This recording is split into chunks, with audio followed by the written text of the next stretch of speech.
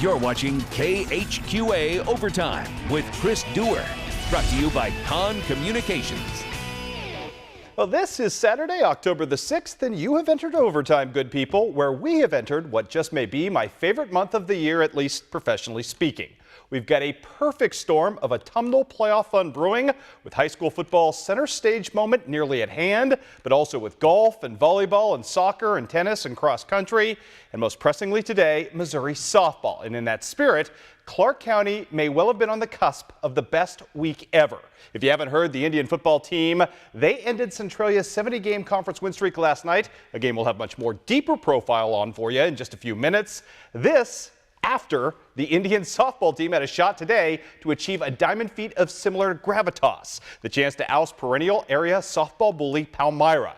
If it happened, I suspect the celebration in the Cahokia-Wayland Metroplex would have been the sheer zenith, at least topping it, of the joy created by the Mule Festival, the Old Settlers, the Parade of Champions, and the birth of one Carol Sowers, all combined at the same time. Unfortunately for Clark County, not to be today. Palmyra being Palmyra and taking care of business. They wasted no time scoring in this game. Bottom of the first, Lex Van Nostren grounds out to short to score one. The errant throw to third, scores another. Katie Hinkle, Kelsey Martin score. 2-0 Palmyra. They're still going. Same inning, Lexi Lawson with a seeing eye single to left. Jamie Martin would score. Van Nostren to third base. And then it is Lindsay Van Tress dropping down the absolutely textbook, beautiful work of art bunt right here. Van Nostren scores, and that makes it Palmyra 4-0 before you could blink in this game. Next inning, Palmyra still in frenzy feeding mode. This time it's Katie Hinkle lacing a triple into the gap. Miss Martin would score. Palmyra extending its lead to 5-0. It was this kind of unfortunate day for Clark County, this kind of great day for Brian Wassman's crew. Clark, though, threatening here in the top of the third. Panthers up 6-0, but the Indians have the bases loaded on a full count. This is Madison Rager getting a big K to end the threat. Clark would score late. Megan Euler right here grounds to third, and that scores a couple. Too little, too late, unfortunately for the Indians. Fortunately for the Panthers, they were really good and looked like a team pressing to get back to state. They hoist the trophy, they get the win, and they've got a date on Wednesday in the sectional with an opponent to be determined, either Ellsbury or Principia. Those two teams, because of the bad weather in Ellsbury this week, scheduled to meet coming up on Monday. So we'll know the opponent on Monday night. Palmyra looking for a big showdown there. Let's move on now. Knox County looking for its first district title since 1983. Scotland County looking for its first since 1989. Oh, Eagle Nation in effect. Somebody's drought was going to end. Scotland County, though, strikes first in this game. This is Miss Preby with a solo home run, and that is a thing of beauty. But Rachel Poston would settle in, and she would not give up much more the rest of the day. She was good. Bethany Rader, as always, good. She, in fact, had the advantage of pitching with a 1-0 lead, and she pitched well in a jam right here. Struck out the side, including one right here, painting the inside corner to get herself out of a jam at that point. How about this, though? This is Olivia Nichols with a bunt. It induces all kinds of chaos at first base on the fielding side of things, and Knox County suddenly on the board. They also added Devin Goodhouse sac fly to take a 2-1 lead in that frame, and then Devin Goodhouse. She's a good house. She mighty, letting it all hang out with that shot. Oh, look at that home run. Made it 4-1. Homestanding Eagles up. Yes, taking a lead 4-1 in the top of the seventh, but Megan Creek going to make it interesting with a runner aboard. Two-run jack makes it 4-3, but Miss Poston gets the deed done with a pop-up. Oh, they are celebrating in Edina like it's 1983 all over again.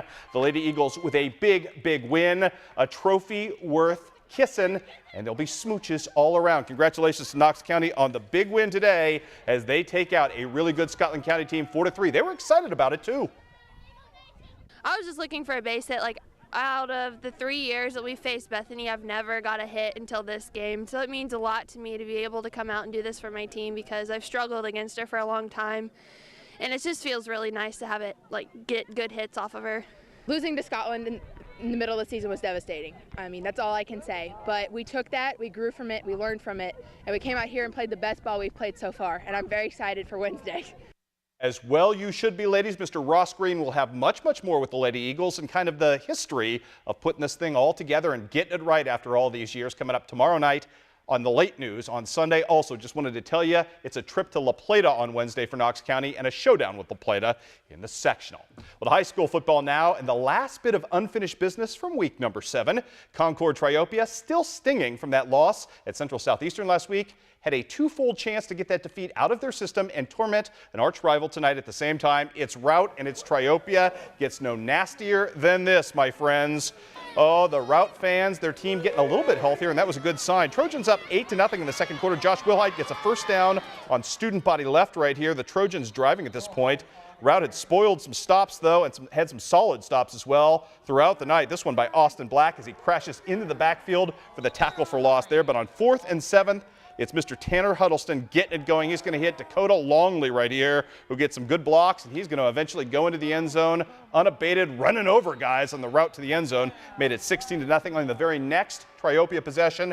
This game, as I said, very, very close early, would break open later. It's Tanner Huddleston, T-Hud right here, getting it done on the ground. That is a 66-yard keeper, and that is the ball game, my friends, as the Triopia Trojans improved to 6-1 on the season, bounced back from that loss, and beat their arch rivals 52-0 was your final. That means week 7 is in the books. That means it's time for you to go to my Facebook page right now and start voting for the Superstar of the Week. That poll went up last night. If you can't find it, just go to Duerrisms. There's a little link right there to the Facebook page. You can vote as many times as you like. 2 pages of nominees this week. Right now, Austin Egley, the outstanding Clark County quarterback, leading everybody after that big win last night. Blake Grice with 4 touchdowns from Monroe City in second. Then you've got a log jam between Brady Long, the Macon Tiger defense, Donovan Edwards from Knox County.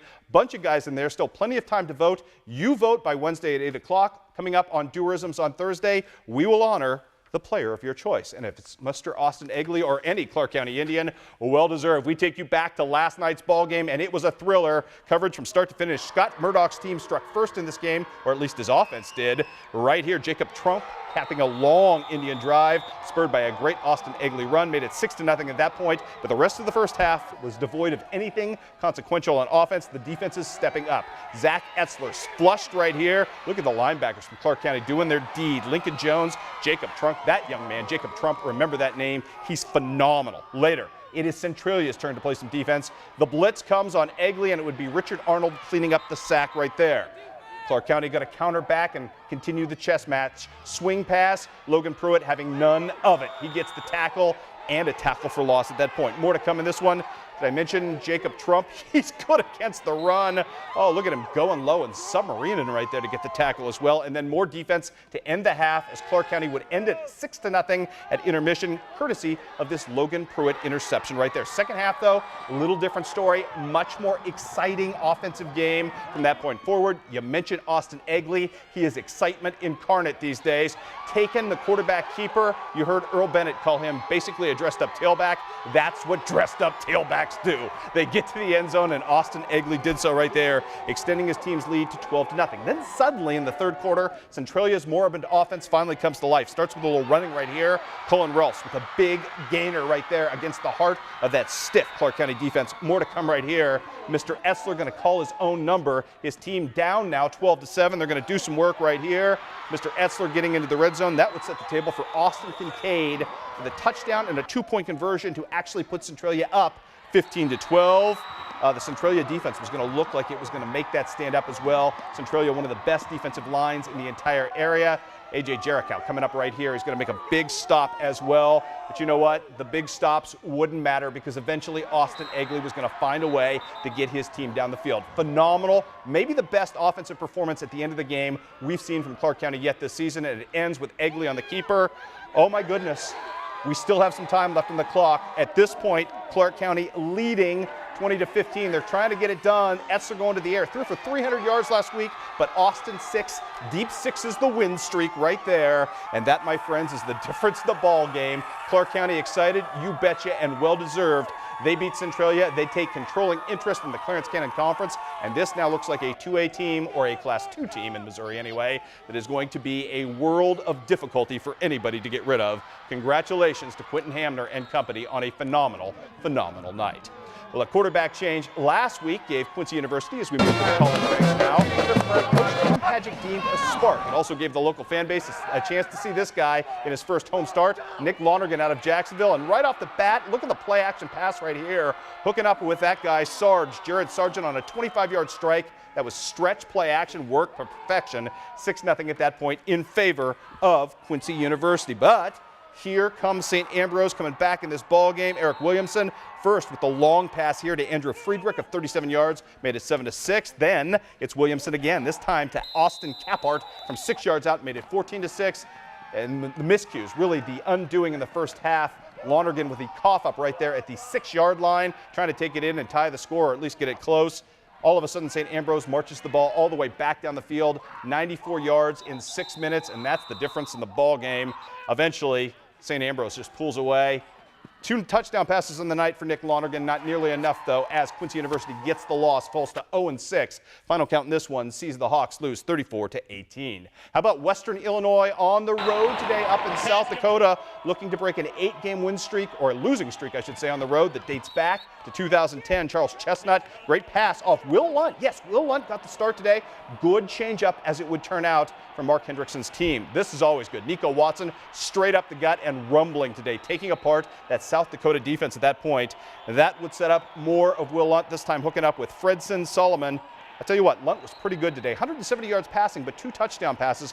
Didn't make many mistakes, and that sets up Patrick Smith right here for the field goal. It tied the game at 3 apiece there. It was a flea flicker that proved ultimately to be South Dakota's undoing. Western gets off the schneid on the road, wins today by the final count in this one of 24-17. Nice to see the Leathernecks even their record in conference to 1-1. Also, bad news today. Illinois College gets Michael Bates, the outstanding quarterback, hurt early in this ball game, and they're never the same offense. The #1 offense in the country held to just 28 points today, which is about, 22 below their scoring average per game.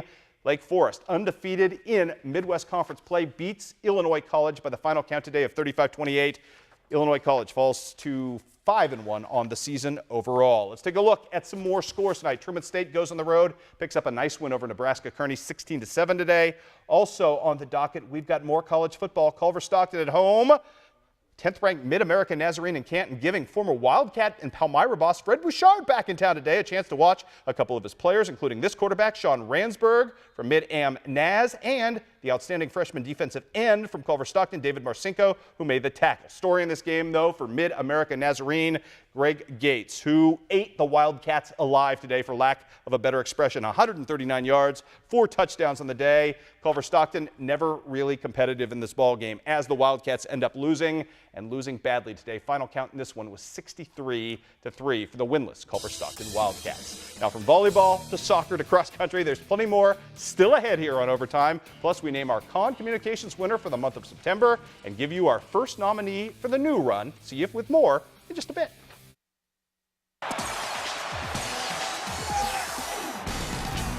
You're watching KHQA Overtime with Chris Duerr, brought to you by Conn Communications. And welcome back to Overtime, where I'm pretty certain that I have never once in my life, at least unironically, uttered the phrase, "This is my summer jam."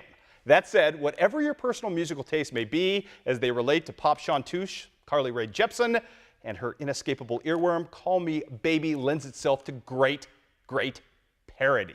This week, the Quincy High soccer team joined the legion of YouTube celebrities to give their song their own personal treatment on a bus ride home. A performance notable for the near Daniel Day-Lewis style acting turned in by one Bronson Melvin. He can play some soccer too. So too can the Blue Devils today, taking on Columbia Hickman in this ball game. Devils and Cupies going at it. Blake Herman had a ton of chances today. This one he's gonna regret. Would like to have that back, but he'd have more chances later. 22nd minute of the ball game. We'll start you on the corner restart. This is Brett Stiles, and that means it's goalie time. It's any time, it's the right time. Hey goalies, inside joke. Brett Stiles, really good, pretty good musician as well. Has a great song called Lady Time. Check it out. you can buy it on the iTunes. Later, more to come right here. Blake Herman, there he is being requited with his goal today to make it 2-0 Blue Devils at that point. More Styles this time trying to put one home on the breakaway. Oh my goodness. It is indeed just like that. The Blue Devils stay running away from Hickman. 4-0 was your final on the day. The soccer news, though, not so good across town, or at least for the road traveling Quincy Notre Dame Raiders, who go to East Moline and lose today 4-1. The Raiders open their postseason run at home 4 o'clock on Tuesday against the upstart new program, Beardstown, first round of the regional. How about some volleyball today? First round of the Quincy High Invitational. Quincy Notre Dame versus Decatur St. Teresa, rematch of last year's state semifinals. Carrie Ann Steinbrecher, good morrow to ya. She was good in this one. So too Grace Horman early on serving up the ace, though Quincy Notre Dame had dropped the first game already in this ball game. Steinbrecher again, Q&D looking for the side out, and Carrie Ann would provide it. Carrie Ann was so very good today. More to come from her this time with feeling and the redirect. Carrie Ann Steinbrecher was everywhere in this game. Unfortunately for Q&D, they couldn't get enough team play to kind of get it going, although Riley Humbert, who you will see here in a matter of moments, had a really, really nice kill coming up right here. Q&D, though, drops this one in 3 today. They won the second game, but drop it in 3, fall into the 5th place bracket, and win that. Quincy High School, your champion coming in, or at least your champion hopeful. Alex Dietrich started setting the tone against Lewiston. Then this is India Green. She was your MVP of the tournament, and why not? Great setter dump right there. And Green is a do-it-all type quarterback in this one, coming up right here and playing some defense, getting a block as well right there. All about India Green. More to come right here.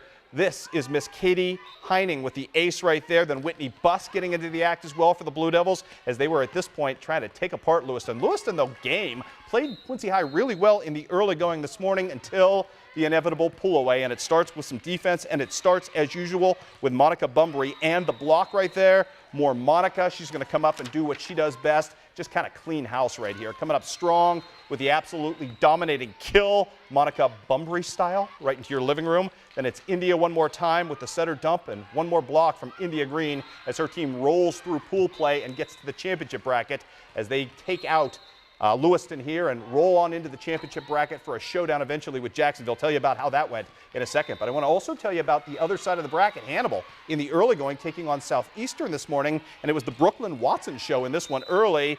Nice kill for her. It's basically Watson watch in these highlights, as she's going to be really good yet again, as you will see her get it done right here on another kill, just kind of dominating, going opposite way this time for the kill and the side out for her team. Carly Watson also making the play in this one, as she will come up strong right here. Gotta love having a setter who can play a little defense. We show you that for the second time tonight.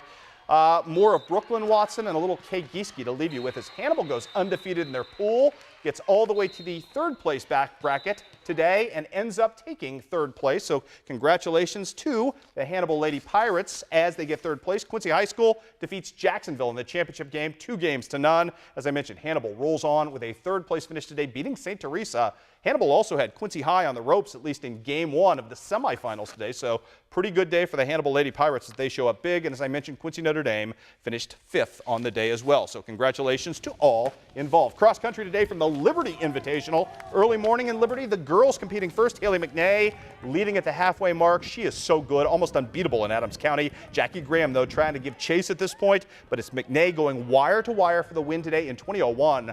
Great to see Liberty with a great scoreboard. Here's Graham taking 2nd place at 20:08 for Liberty.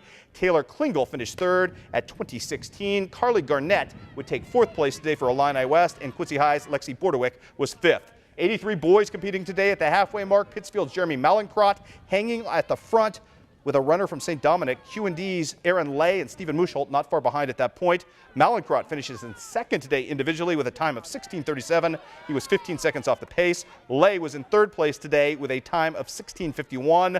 Musholt took 5th today as Liberty's Brett Genenbacher led his team with a 6th place finish. Your team finishes, I will tell you, the Liberty girls were the champs, followed by Quincy High, St. Dominic, Quincy Notre Dame, and Marion County. Also on the boys' side, St. Dominic wins, followed by Liberty, Q&D, Quincy High, and Illini West. Congratulations as well on the tennis front today to Miss Katie Fauble. For the 4th straight year, her dominance continues. She is your Western Big Six Conference champion, running the table today and picking up the victory. Our congratulations to Miss Katie Fauble for getting that done yet again. And we're not even done right here. When we come back, we'll unveil our first Conn Communications winners of the new season. Stay tuned.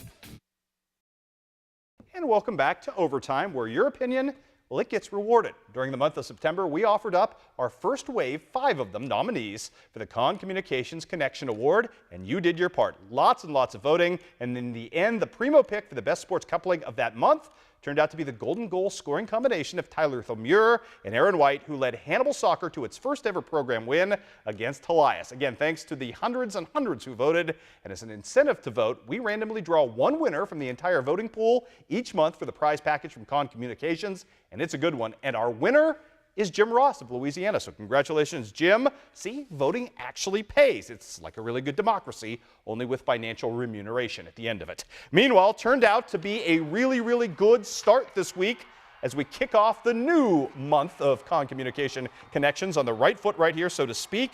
Our connection winner for this week, Hunter Hosher and Destiny, as Quincy High's goal-scoring hero in double overtime helped his Blue Devils beat the arch-rival Raiders with this little flick to win the ball game. Golden goal doesn't get much prettier or more dramatic than that. Hunter Hosher is your winner, or at least your first nominee for the month of October. We'll have 4 more, and you'll have your chance to vote on them at the end of the month. Let's do some college scores today. We'll start with soccer. Appropriately enough, the Western Illinois women win over IUPUI. 1-0 was your final there. Also in soccer today, it was Culver Stockton getting knocked off by Missouri Valley 4-2. We've also got the HLGU women making it a good homecoming, beating Lyon 3-1. On the men's side of the soccer equation, Western with a tie against Fort Wayne, and the HLG men kind of bounced back. They beat nationally ranked Lyon and beat them badly 4-0 to make it a happy homecoming in Hannibal. As well, we've got some volleyball today. IUPUI in straight games over Western Illinois. Culver Stockton today finishes 1-2 at the Baker Classic today. Their only win came against Robert Morris.